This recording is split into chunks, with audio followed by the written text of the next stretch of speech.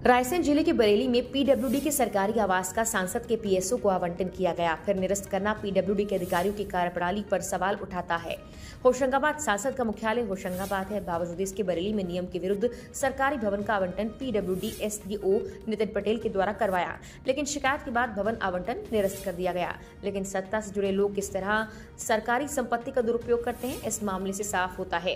क्षेत्रीय विधायक प्रदेश में मंत्री नरेश शिवाजी पटेल ने कहा, किसी भी व्यक्ति को इस तरह के कृत्य करने का अधिकार नहीं, चाहे मैं ही क्यों न हूं। किसी को अधिकार नहीं सरकारी संपत्ति का दुरुपयोग करने का।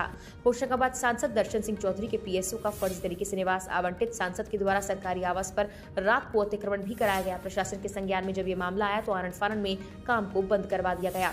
कार्यपालन अधिकारी पीडब्ल्यूडी द्वारा निरस्त किया गया आवंटन आदेश होशंगाबाद संसदीय क्षेत्र के नव निर्वाचित सांसद दर्शन सिंह चौधरी द्वारा अपने पीएसओ अरविंद कुमार तोमर 1036 सुरक्षा वाहिनी के नाम पर पीडब्ल्यूडी से एक आवास आवंटित कराया गया।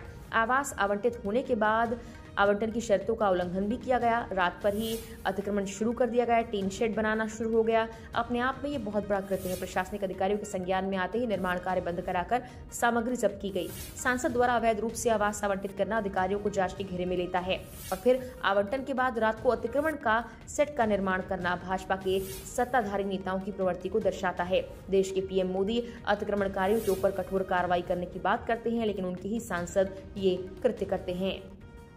बरेली में पीडब्ल्यूडी के मकान पे कुछ असामाजिक तत्वों द्वारा अतिक्रमण किया जा रहा है, उसके सामने टीन शेड बनाया जा रहा है। देखिए, जब से मैं विधायक बना हूँ, बल्कि मैं जब चुनाव प्रचार में भी गया था, तब मैंने बारंबार ये बात कही थी कि हम शासकीय संपत्ति पर किसी भी दबंग हो, असामाजिक तत्व हो, कोई भी हो, उसको काबिज नहीं रहने देंगे, उसको मुक्त कराने का काम करेंगे।